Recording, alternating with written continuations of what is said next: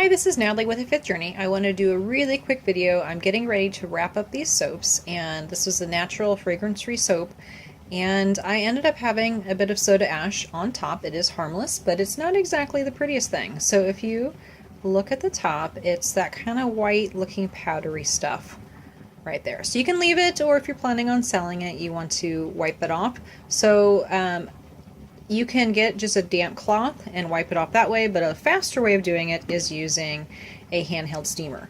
So these I have already done. You can see the soda ash is all off of there. You can either do it one at a time. So I have my steamer, that's what you hear boiling away. This was just a $20 steamer, a handheld travel steamer, and you can either go right across the top of it. It is very hot. So see how that is gone. Go ahead and set that aside because it is damp now, so you want to let it dry. Or, switch hands real quick. I take my glove off real quick. Or, instead of doing them one at a time, you can take the steamer and go right over the top. You can see it's coming right off. Now this is very hot.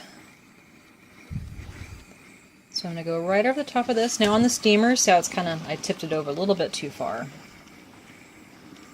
So it is almost gone. Just going to get this one little bar.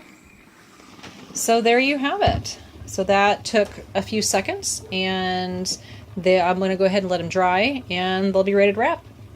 Another thing I forgot to say is you can use the steamer to steam off fingerprints. If you look at that, you can see some fingerprints on there.